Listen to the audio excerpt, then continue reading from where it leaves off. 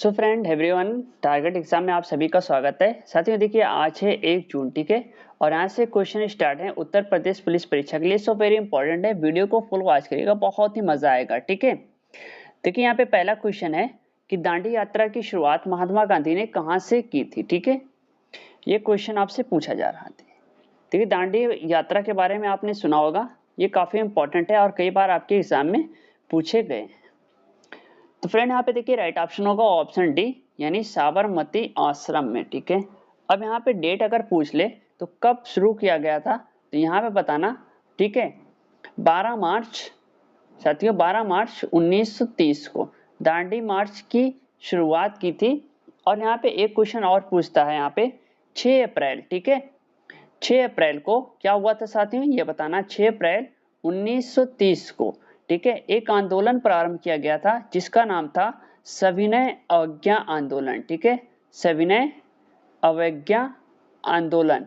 ठीक है, ये काफी फेमस आंदोलन था, इसको नोट कर लेना। कब शुरू हुआ था? 6 अप्रैल 1930 को साबरमती आश्रम से इसको प्रारंभ किया गया था और इन्होंने मुट्ठी भर नमक लेकर सविनय अवज्ञा आंदोलन प्रारंभ किया था गांधी जी ने। कितने साथियों के साथ ये क्वेश्चन पूछेगा, तो 78 यानी 78 साथियों के साथ इन्होंने शुरू किया था। फिलहाल ऑप्शन डी यहाँ पे करेक्ट ऑप्शन होगा, ऑप्शन डी को यहाँ पे नोट कर लेना। चलिए अगला प्रश्न है, सुप्रसिद्ध वाद INA मुकदमा से जुड़े अधिवक्ता निम्न में से कौन थे। ठीक है, ये काफी फेमस मुकदमा था और ये कई बार आपके यूपीपी एग्जाम में पूछा गया है। देखिए साथियों, यहाँ पे अगर हम बात करें तो ऑप्शन ए भूला भाई देसाई। ठीक है, इन्होंने क्या है कि 1945 में, ठीक है, 1945 में इनके ऊपर ये मुकदमा चलाया गया था। इसके साथ और थे कौन? सर प्रभु जवाहरलाल नेहरू ने भूला भाई देसाई की अध्यक्षता में की थी। ठीक है, जब मुकदमा हुआ था तो जवाहरलाल नेहरू ने इनकी अध्यक्षता की थी, यानी वकील बन के लड़े थे। ठीक है, यहाँ पे नाम था भूला भाई देसाई का नाम था, एक नाम था और था, ठीक है, कैलाश नाथ, दूसरा नाम था तेज बहादुर। ओके, फिलहाल ऑप्शन ए के साथ रहिएगा। कब शुरू हुआ था? 1945 में। ऑप्शन ए यहाँ पे करेक्ट ऑप्शन होगा। चलिए अगला प्रश्न है, मातृ देवी की पूजा किस सभ्यता से संबंधित थी। ये क्वेश्चन आपसे पूछा गया है और एग्जाम में पूछे जाते हैं। तो राइट ऑप्शन होगा ऑप्शन सी, सिंध घाटी सभ्यता। ठीक है, साक्ष्यों के आधार पर अगर हम बात करें तो ये कहा जा सकता है कि मातृ देवी की जो उपासना है हड़प्पा सभ्यता सिंधु घाटी में ही प्रचलित थी। ठीक है, साक्ष्यों के आधार पे, तो ऑप्शन सी यहाँ पे सही होगा। प्यारे बच्चों, ऑप्शन सी को नोट कर लेना। देखिए कमेंट बॉक्स में हमें कमेंट करके बताना कितने क्वेश्चन आपके सही हो रहे हैं, और हाँ, किसी को अगर आंसर मालूम होगा तो हमें कमेंट बॉक्स में कमेंट करके बता सकता है। ठीक है, साथ में डिस्क्रिप्शन बॉक्स में आपको लिंक मिल जाएगी, आप वहां से जाकर प्लेलिस्ट पढ़ाई कर सकते हैं अच्छे से। चलिए अगला क्वेश्चन है, किस बौद्ध संत के प्रभाव में अशोक ने बौद्ध धर्म ग्रहण किया था। ठीक है, यहाँ पे डायरेक्ट बात हो रही है बौद्ध संत के प्रभाव से। ठीक है, तो प्यारे बच्चों यहाँ पे राइट ऑप्शन होगा ऑप्शन बी, उपगुप्त नाम निकल के आता। ठीक है, उपगुप्त नामक बौद्ध भिक्षु की वजह से बौद्ध धर्म ग्रहण किया। किसने किया था? अशोक ने। ठीक है, फिलहाल ऑप्शन बी के साथ रहेगा, ऑप्शन बी यहाँ पे राइट ऑप्शन होगा। चलिए साथियों अगला क्वेश्चन है, राजस्थान के माउंट आबू में स्थित दिलवाड़ा का जैन मंदिर किस धर्म के अनुयायियों द्वारा निर्मित किया गया था। ठीक है, यह आपके पीसीएस एग्जाम में भी क्वेश्चन पूछा गया है। तो ऑप्शन बी के साथ चलते हैं, जैनियों के द्वारा। ठीक है, जैनियों के लिए ये प्रमुख स्थल है और इन्होंने भीम प्रथम के सामंत विमल ने 11वीं से 13वीं शताब्दी के बीच आबू पर्वत पर दिलवाड़ा के प्रसिद्ध जैन मंदिर का निर्माण करवाया था। ठीक है, देखिए यहाँ पे पूछता है तो यहाँ पे एक आएगा विमल नाम से निकल के। ठीक है, विमल कौन थे? ये थे भीम प्रथम। भीम प्रथम का नाम सुना आपने? भीम प्रथम काफी इंपॉर्टेंट नाम है। भीम प्रथम के शासन काल में कब बनवाया था? ये बने थे 11वीं से 12वीं शताब्दी में। ठीक है, 12वीं शताब्दी में इसका निर्माण किया गया था, किसका? दिलवाड़ा का। और ये कहाँ पे है? आबू पर्वत पे। ठीक है, माउंट आबू पर्वत पे है। ये भी क्वेश्चन पूछ लेगा तो बताना साथियों कि ये है आपके माउंट आबू पर्वत पे। ठीक है, माउंट आबू पर्वत पे। ओके, चलिए ऑप्शन बी को यहाँ पे लॉक करना, ऑप्शन बी यहाँ पे करेक्ट ऑप्शन होगा। चलिए नेक्स्ट क्वेश्चन है, गीत गोविंद के लेखक कौन थे? देखिए ये भी आपके इंपॉर्टेंट ही क्वेश्चंस हैं। तो ऑप्शन ए के साथ रहेगा जयदेव, यहाँ पे राइट ऑप्शन होगा। ठीक है, देखिए गीत गोविंद के लेखक जयदेव हैं और कल्हड़ ने राज तरंगड़ी लिखी है। अगर कल्हड़ की बात करें तो कल्हड़ ने राज तरंगड़ी लिखी है। ठीक है, राज तरंगड़ी, ये भी क्वेश्चन पूछा जाता है। ठीक है, ये भी याद कर लेना। ऑप्शन बी राज तरंगड़ी किसने लिखी? कल्हड़ ने। गीत गोविंद के रचयिता कौन है? जयदेव हो जाएंगे। ऑप्शन है यहाँ पे राइट ऑप्शन होगा। ठीक, चलिए अगला प्रश्न है, दिल्ली का वह कौन सा सुल्तान था जिसने खलीफा से किसी भी प्रकार की पदवी ग्रहण नहीं किया था?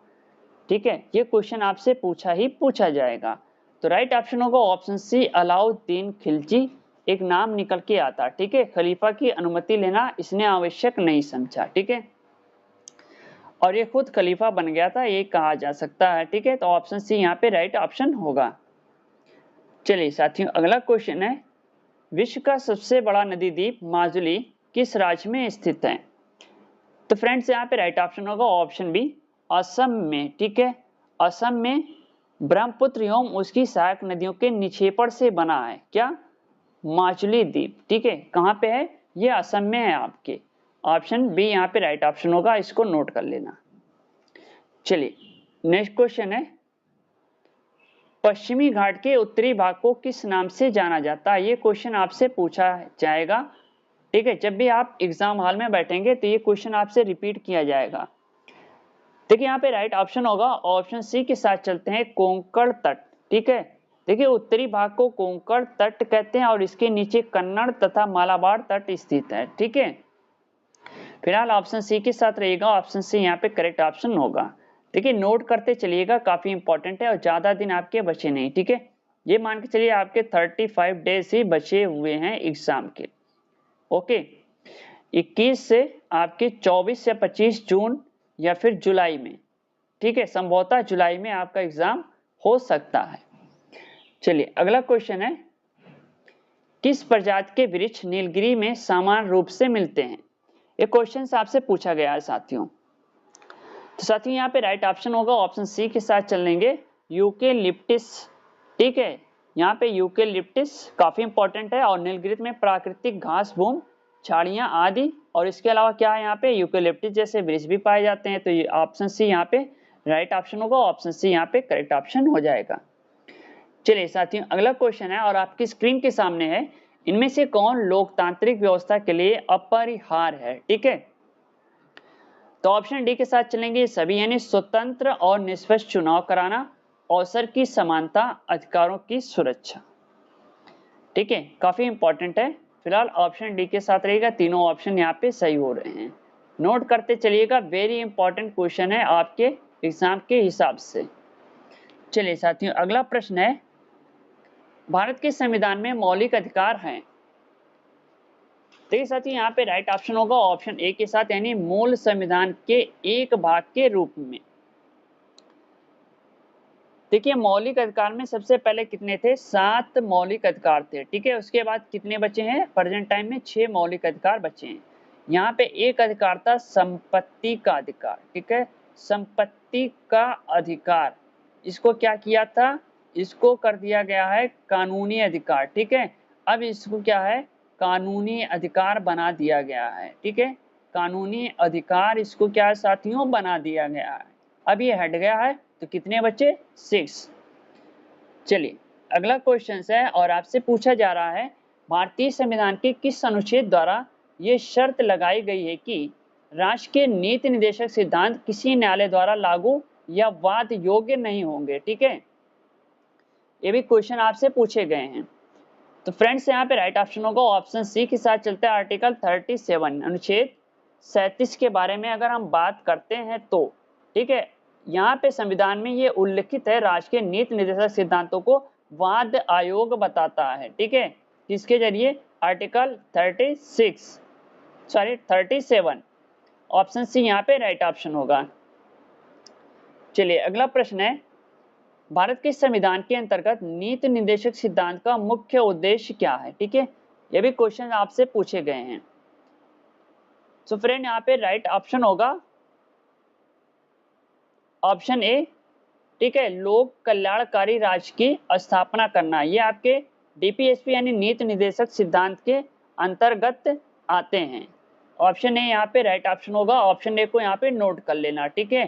कितने क्वेश्चन सही हो रहे हैं आप हमें कमेंट बॉक्स में कमेंट करके बताना। और हाँ साथियों, डिस्क्रिप्शन बॉक्स में आपको प्लेलिस्ट मिल जाएगी, ठीक है, प्लेलिस्ट मिल जाएगी, आप वहां से जाकर फुल स्टडी कर सकते हैं, ठीक है। फ्री एजुकेशन है, आपको कोई यहाँ पे पैसा देना नहीं है, ठीक है। चलिए अगला प्रश्न है, सांख्य दर्शन के प्रवर्तक हैं। तो फ्रेंड्स यहाँ पे राइट ऑप्शन होगा ऑप्शन है यानी कपिल। देखिए कपिल क्या है, सांख्य दर्शक के हैं। गौतम के बारे में अगर बात करें तो गौतम का न्याय दर्शन हो जाएगा, ठीक है। चरवाक ये भी पूछा जाता है तो इनका हो जाएगा चारवाक दर्शन, ठीक है। क्या हो जाएगा साथियों, चरवाक दर्शन। देखिए यहाँ पे जैमिनी के बारे में भी क्वेश्चन आता है, ठीक है। तो यहाँ पे हो जाएगा, ये हो जाएगा पूर्व मीमांसा, ठीक है, पूर्व मीमांसा। ये आपसे क्वेश्चन पूछे जाएंगे। फिलहाल ऑप्शन ए के साथ रहिएगा, ऑप्शन ए यहाँ पे करेक्ट ऑप्शन होगा। चलिए अगला प्रश्न है, सामूहिक उपभोग का अर्थ है। सामूहिक उपभोग का अर्थ क्या है, ये क्वेश्चन आपको बताना है। तो साथियों यहाँ पे ऑप्शन ए के साथ चलते हैं, घरेलू खपत राइट ऑप्शन होगा, ठीक है। ऑप्शन ए यहाँ पे देखिए थोड़ा सा इकोनॉमिक्स के क्वेश्चन है और एक या दो क्वेश्चन तो आए जाएंगे, ठीक है, एक या दो क्वेश्चन आपके परीक्षा में पूछे जाएंगे। फिलहाल ऑप्शन ए के साथ रहेगा, ऑप्शन ए यहाँ पे करेक्ट ऑप्शन होगा। चलिए अगला प्रश्न है, निम्नलिखित में से किस वस्तु की मांग लोचदार है, ठीक है। साथियों ये क्वेश्चन आपसे पूछा गया है। साथियों यहाँ पे ऑप्शन सी के साथ चलते हैं, देखिए चावल, ठीक है, चावल की मांग क्या लोचदार है। जबकि यहाँ पे अगर हम विद्युत की बात करें, विद्युत औषधि या सलाई की नहीं होगी, ठीक है। ऑप्शन सी यहाँ पे करेक्ट ऑप्शन होगा, ऑप्शन सी के साथ बने रहिएगा। चलिए साथियों अगला क्वेश्चन है, निम्नलिखित में से क्या वैकल्पिक मुद्रा का एक उदाहरण। देखिए फैन चालू है, गर्मी बहुत है, ठीक है, इसलिए फैन चालू है, हो सकता है कुछ आवाज फैन की आ जाए, साथियों ये ध्यान देना, ठीक है। तो यहाँ पे ऑप्शन सी के साथ चलेंगे, चेक। चेक क्या, ये एक वैकल्पिक मुद्रा का एक उदाहरण है, ऑप्शन सी यहाँ पे राइट ऑप्शन होगा। देखिए करेंसी नोट तो होगा नहीं, सिक्के भी नहीं होंगे, बॉन्ड भी नहीं होंगे, ठीक है। देखिए यहाँ पे बॉन्ड के बारे में काफी आपने सुना होगा इलेक्शन में, ठीक है। चलिए बताइएगा सबसे ज्यादा बॉन्ड किसको मिला, किस पार्टी को मिला, ओके। और हाँ ये भी बताइएगा कौन सी पार्टी आनी चाहिए, ठीक है, एनडीए आनी चाहिए या फिर इंडिया गठबंधन आनी चाहिए, ठीक है, कौन सी पार्टी आनी चाहिए, कमेंट बॉक्स में हमें कमेंट करके बताना। चलिए अगला प्रश्न है, भारत राष्ट्र संघ का सदस्य कब बना। साथियों ये क्वेश्चन पूछा जाएगा आपसे, ऑप्शन ए यहाँ पे सही होगा, 1945 को भारतीय राष्ट्र संघ का सदस्य बना था, ठीक है। इतना काफी है यूपीपी के लिए, ऑप्शन ए यहाँ पे करेक्ट ऑप्शन होगा। चलिए नेक्स्ट क्वेश्चन है, संयुक्त राष्ट्र संघ की महासभा के अनुसार किस तिथि को अंतरराष्ट्रीय शांति दिवस मनाया जाता है, ठीक है। यहाँ पे डायरेक्ट क्वेश्चन पूछा जा रहा है शांति दिवस के बारे में। तो यहाँ पे एक डेट आएगी आपके 21 सितंबर को, ठीक है, 21 सितंबर को क्या है, शांति दिवस मनाया जाता है। ये युद्ध विहीन शांति को बढ़ावा देता है। तो ऑप्शन सी यहाँ पे सही होगा, ठीक है, ऑप्शन सी के साथ रहिएगा, ऑप्शन सी यहाँ पे करेक्ट ऑप्शन होगा। चलिए साथियों अगला क्वेश्चन है और आपसे पूछा जा रहा है, संयुक्ता परिग्राही का संबंध किस नृत्य से था। ये भी आपसे रिपीटेड क्वेश्चन है, तो राइट ऑप्शन होगा ऑप्शन डी, ओडिसी से, ठीक है।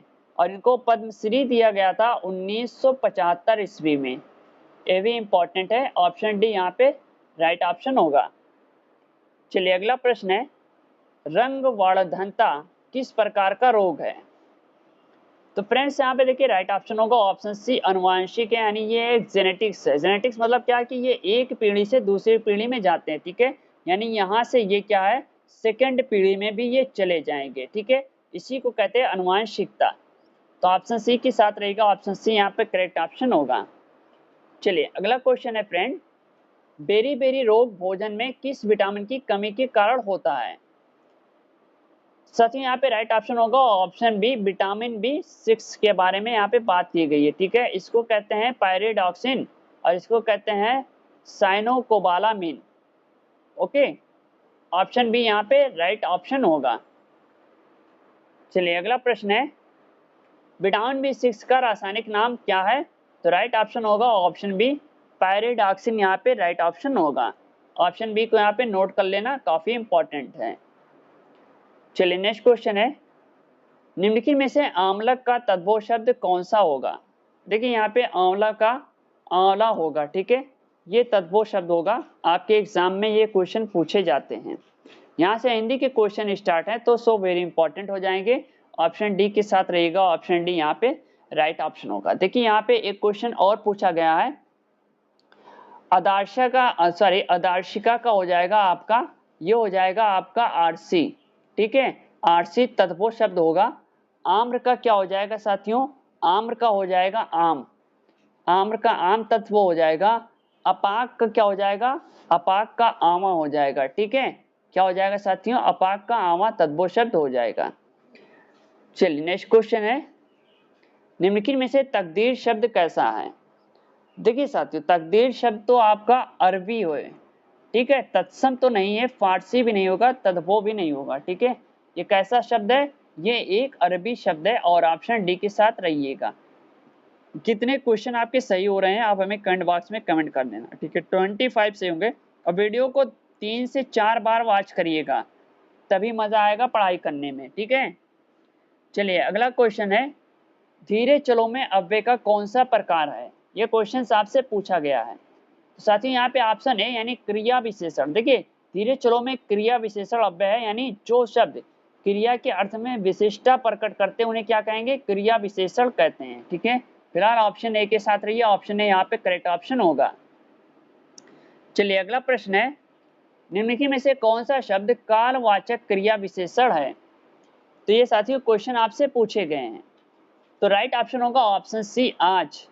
ये क्या है, ये एक कालवाचक क्रिया विशेषण कहते हैं किसे, जिन शब्दों से क्रिया में समय संबंधी विशेषता प्रकट हो उन्हें कालवाचक कहेंगे, ठीक है। तो ऑप्शन सी यहाँ पे राइट ऑप्शन होगा। चलिए अगला प्रश्न है, निम्न में से किस वाक्य में क्रिया विशेषण का अशुद्ध प्रयोग हुआ है। तो साथियों यहाँ पे राइट ऑप्शन होगा ऑप्शन डी, धूप में चला नहीं जाता, ठीक है। ये देखिए अशुद्ध वाक्य है, क्रिया विशेषण का यहाँ पे अशुद्ध वाक्य प्रयोग हुआ है, तो ऑप्शन डी यहाँ पे सही होगा। ऑप्शन ए भी सही है, ऑप्शन बी भी सही है, ऑप्शन सी भी सही होगा, ठीक है। तो इसको नोट कर लेना आप, एक देखिए नोटबुक ले लीजिए, क्वेश्चन को नोट करते रहिएगा साथियों, ठीक है। चलिए प्यारे साथियों अगला क्वेश्चन है और आपकी स्क्रीन के सामने है, निम्न में से किस वाक्य में क्रिया विशेषण का प्रयोग नहीं हुआ। अब देखिए यहाँ पे शब्द लगा नहीं शब्द, ठीक है। तो साथियों यहाँ पे बताना है कौन से वाक्य में इसका प्रयोग नहीं हुआ है। देखिए लगता है तुम मुझसे मिलना नहीं चाहते, ठीक है, उसे थोड़ा भी कुछ कहा कि काम बिगड़ जाएगा, मोहन से खाया नहीं जाता, बालक तेज दौड़ता है। ये क्वेश्चंस आपसे पूछा गया है और यहाँ पे आपको बताना है। चलिए फटाफट देखिए यहाँ पे कौन सा ऑप्शन यहाँ पे सही होगा। क्वेश्चन पूछा जा रहा है किस वाक्य में क्रिया विशेषण का प्रयोग नहीं किया गया है, ठीक है। देखिए यहाँ पे राइट ऑप्शन होगा ऑप्शन सी, मोहन से खाया नहीं जाता, ठीक है। ऑप्शन सी यहाँ पे देखिए राइट ऑप्शन होगा, आप इसको नोट कर लेना। चलिए अगला प्रश्न है, वो गलती होने से डैश डरती है, वाक्य में उचित क्रिया विशेषण शब्द आएगा। देखिए यहाँ पे राइट ऑप्शन होगा ऑप्शन ए यानी बहुत, वो गलती होने से यहाँ पे हो जाएगा बहुत डरती है, ठीक है, बहुत डरती है, इस तरह से एक वाक्य सही होगा, ऑप्शन ए के साथ रहेगा, ऑप्शन ए यहाँ पे करेक्ट ऑप्शन होगा। चलिए नेक्स्ट क्वेश्चन है, किस शब्द में उपसर्ग का प्रयोग हुआ है। तो देखिए यहाँ पे ऑप्शन ए के साथ रहेगा, उपकार शब्द में उपसर्ग का प्रयोग हुआ है। देखिए उपकार में उपसर्ग क्या है, उप, ये उपसर्ग हो जाएगा, ठीक है। कार क्या हो जाएगा, प्लस कार। देखिए साथियों कार क्या है, ये है आपका मूल शब्द, ठीक है, ये हो जाएगा आपका मूल शब्द। तो उपसर्ग तो उप हो गया और कार क्या है, ये हो जाएगा आपका मूल शब्द। तो ऑप्शन ए के साथ रहेगा, ऑप्शन ए यहाँ पे राइट ऑप्शन होगा। चलिए अगला प्रश्न है, इंद्रियों को वश में रखने वाला क्या कहलाता है। ये क्वेश्चन आपसे पूछा जा रहा है साथियों। तो साथियों यहाँ पे ऑप्शन सी इंद्रजीत, इंद्रियों को वश में रखने वाला क्या है, इंद्रजीत है। ठीक है, ऑप्शन सी राइट ऑप्शन होगा। चलिए नेक्स्ट क्वेश्चन है, जिसका अनुभव किया गया हो क्या कहलाता है। ठीक है, यानी इसके लिए एक शब्द, इस वाक्यांश के लिए एक शब्द बताना है, तो राइट ऑप्शन होगा ऑप्शन बी अनुभूत। ठीक है, जिसका अनुभव किया गया हो वाक्यांश के लिए उचित शब्द क्या होगा, अनुभूत होगा। ये ध्यान देना, इस तरह से हम कंफ्यूज होते हैं, तो ऑप्शन बी के साथ रहिएगा। वेरी इंपॉर्टेंट क्वेश्चन है, आप इसको नोट करते चलिएगा। चलिए अगला क्वेश्चन है, निम्नलिखित में से वकील किस भाषा का शब्द है। तो साथियों यहाँ पे देखिए वकील क्या है, ये अरबी लैंग्वेज है। ठीक है, ऑप्शन बी के साथ रहेगा। देखिए फारसी नहीं है, तुर्की भी नहीं है, पुर्तगाली भी नहीं होगा। ठीक है, ऑप्शन बी यहाँ पे राइट ऑप्शन होगा, ऑप्शन बी करेक्ट ऑप्शन है। चलिए अगला क्वेश्चन है, निम्नलिखित में से कौन सा उपसर्ग रहित शब्द है। ये क्वेश्चन आपसे पूछा गया है। देखिए यहाँ पे राइट ऑप्शन होगा ऑप्शन ए यानी संयोग। ठीक है, संयोग में सन क्या है, उपसर्ग होगा। ठीक है, सन उपसर्ग है, विदेश में भी वी तथा अत्यधिक में अति उपसर्ग का प्रयोग किया गया है। Okay sorry Suresh, option D के साथ चलिएगा। देखिए निम्नलिखित में से कौन सा उपसर्ग रहित, मतलब जिसमें उपसर्ग नहीं लगा। ठीक है, तो संयोग में तो उपसर्ग है, विदेश में है, अत्यधिक में है, ऑप्शन डी सही होगा। ठीक है, सुरेश में उपसर्ग नहीं लगा है, तो ऑप्शन डी यहाँ पे सही होगा। ठीक है, इसको आप संशोधन कर लेना इस क्वेश्चन को। चलिए नेक्स्ट क्वेश्चन है, महिमा शब्द में कौन सा प्रत्यय का प्रयोग किया गया है। यहाँ पे डायरेक्ट क्वेश्चन पूछा जा रहा है प्रत्यय के बारे में, तो साथियों यहाँ पे ऑप्शन डी के साथ चलिएगा, इमा प्रत्यय लगा हुआ है। ठीक है, कौन सा प्रत्यय लगा हुआ, इमा प्रत्यय लगा हुआ, तो ऑप्शन डी यहाँ पे फ्रेंड्स सही होंगे। चलिए अगला क्वेश्चन है, सूरज को दीपक दिखाने का अर्थ क्या होगा। ठीक है, ये क्वेश्चन आपसे पूछा जा रहा है, तो साथियों यहाँ पे ऑप्शन बी यानी किसी व्यक्ति की तुच्छ प्रशंसा करना, ऑप्शन बी के साथ रहेगा, ऑप्शन बी यहाँ पे राइट ऑप्शन होगा। चलिए अगला क्वेश्चन है, पंचानन में कौन सा समास है। साथियों ये क्वेश्चन पूछा गया है, तो यहाँ पे ऑप्शन सी यानी द्विगु समास। देखिए पंचानन शब्द में द्विगु समास है, जिस समाज में क्या है कि पूर्व पद संख्यावाचक हो वहां द्विगु समास कहते हैं। ठीक है, पूर्व पद मतलब कि पहला पद। ठीक है, पहला संख्यावाचक हो, जैसे पंचानन यानी 5, ठीक है, 4, 5 ये सब आते हैं ना, तो वो क्या हो जाएंगे, उसे कहेंगे द्विगु समास में, तो ऑप्शन सी यहाँ पे राइट ऑप्शन होगा। चलिए प्यारे साथियों अगला प्रश्न है, वह कथा जो जन साधारण में प्रचलित हो के लिए एक शब्द होगा। ये क्वेश्चन आपसे बताना है, काफी इंपॉर्टेंट है और कई बार ये क्वेश्चन पूछा गया है, तो राइट ऑप्शन होगा ऑप्शन बी किंवदंती। यहाँ पे देखिए राइट ऑप्शन होगा। ठीक है, ऑप्शन बी यहाँ पे सही होगा, ऑप्शन बी के साथ रहिएगा। चलिए नेक्स्ट क्वेश्चन है, निम्नलिखित में से कौन सा शब्द यामिनी का पर्यायवाची नहीं है। अब देखिए फ्रेंड, यहाँ पे जब भी क्वेश्चन में नहीं शब्द लगता है ना, वो काफी इंपॉर्टेंट हो जाते हैं। ठीक है, जहाँ पे नहीं शब्द लगता है, तो ऑप्शन डी यानी दिवस, दिवस क्या है, ये आपके यामिनी का पर्यायवाची शब्द नहीं होगा। ठीक है, अन्य शब्दों का जो रूप है, सॉरी यामिनी दिवस का नहीं है, निशा, रजनी, विभावरी यामिनी के पर्यायवाची शब्द हैं, ये नोट कर लेना। ऑप्शन डी यहाँ पे देखिए राइट ऑप्शन होगा। चलिए अगला क्वेश्चन है, आधी रात का समय क्या कहलाता है। तो फ्रेंड्स यहाँ पे राइट ऑप्शन होगा ऑप्शन डी यानी निशीथ। उसके लिए आधी रात के समय के लिए एक शब्द क्या है, वो आपका हो जाएगा निशीथ। ठीक है, ये क्वेश्चन पूछा गया। देखिए थोड़ा से छोटी वीडियो, इसके साथ ही हम आपको मैथ की वीडियो प्लस रीजनिंग की वीडियो देंगे। ठीक है, साथ में अगर आप कहिएगा। ये बताइएगा वीडियो कैसे लगी और कमेंट बॉक्स में कमेंट करके जरूर बताइएगा। चलिए मिलते हैं नेक्स्ट वीडियो के साथ। थैंक यू, धन्यवाद, जय हिंद, जय भारत।